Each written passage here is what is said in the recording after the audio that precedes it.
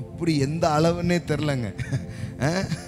அளவே இல்லாத அளவுகளால் அவர் உங்களை ஆசீர்வதிக்கிறவர்.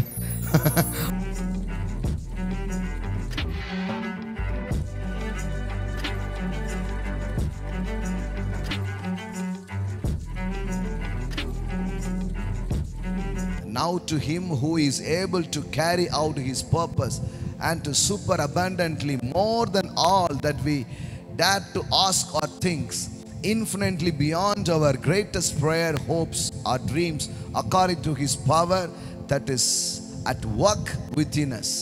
என்ன சொல்லி இருக்குது பாருங்க, சூப்பர் abundantly. ஆமென். abundantனாலே பெருசுதான். ஆனால் சூப்பர் அபண்டன்ட்னா இது எப்படி விளக்குறது? சூப்பர் அபண்டன்ட்ன்றார். அபண்டன்ட்னு வெள்ளற சொல்லிட்டு இருந்தேன். ஆனால் இங்கே என்ன வார்த்தை வருது? Super abundantly more than all that we dare ask or think, infinitely beyond our greatest prayers. எப்படி எந்த அளவுன்னே தெரிலங்க.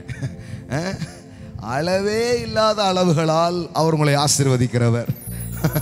அளவே இல்லாத அளவுகளால் உங்கள் வாழ்வை அவர் தொடுகிறவராக அவர் இருக்கிறார். ஆமென். ஹல்லேலூயா. ஓ, எனக்கு ஒன்று நடந்தால் நன்றாக இருக்கும், எனக்கு ஒன்று கிடைத்தால் நன்றாக இருக்கும் அப்படின்ற அளவில் தான் நம்ம வாழ்க்கை ஸ்டார்ட் ஆகுது. கர்த்தர் பாருங்க, நமக்கு மட்டும் செய்கிறது இல்லை, நம் மூலமாக அவர் செய்கிறார். ஆமென். எப்போவுமே அப்படி தான் இருக்கும். யோசேப்பு இழந்து போன யாக்கோபு திரும்ப யோசேப்பை பார்ப்பான்னு நினைக்கல.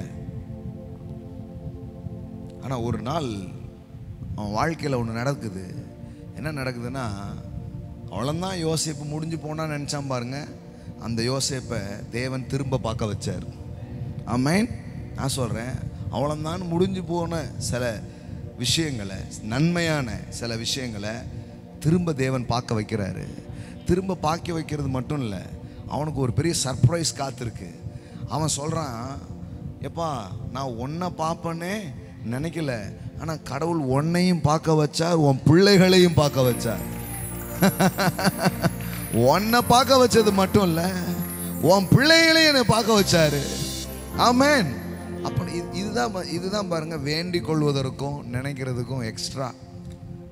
அவனுடைய பெரிய இதாக என்னவா இருக்க முடியும்? என் பையனை நான் பார்ப்பேனா, யோசேப்பை நான் பார்ப்பேனா?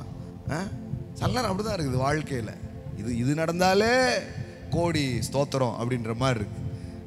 ஆனால் ஆண்டவர் செய்கிற காரியம் எப்படி இருக்குது பாருங்க. இஸ்ரவேல் யோசேப்பை நோக்கி, உன் முகத்தை காண்பேன் என்று நான் நினைக்கவில்லை. நல்லா கவனிங்க. உன் முகத்தை காண்பேன் என்று நான் நினைக்கவில்லை, ஆனால் இதோ உன் சந்ததியையும் காணும்படி தேவன் எனக்கு அருள் செய்தார் என்றான். Amen. Let praise. Amen. Hallelujah. உன் சந்ததியையும் பார்க்கும்படி எனக்கு அருள் செய்தார். ஆமென். ஓ மக்கட்டலா. ஹல்லேலூயா. I never expect to see your face, but I see God has shown me your children as well. ஒன்றை பார்ப்பேன்னு நினைக்கலப்பா. என் வாழ்க்கை இவ்வளோ போகும் அப்படின்றதே பெரிய விஷயன்ற மாதிரி இருக்கும். ஆனால் கடவுள் சொல்கிறார், அதை தாண்டி போகுதுன்றார். ஆமென். இதுவரைக்கும் கொண்டு வந்தது எம்மாத்திரம் அப்படின்னு தான் நான் சொல்கிறோம். கடவுள் சொல்கிறார், சூப்பர், நீ நன்றியாக இருக்கிற, ஆனால் என் நோக்கம் இங்கனையோட நிறுத்துறது கிடையாது. இன்னும் ரொம்ப தூரத்துக்கு நான் கொண்டு போக வெகு தூர பயணம் உனக்காக காத்திருக்கிறது. ஆமென்.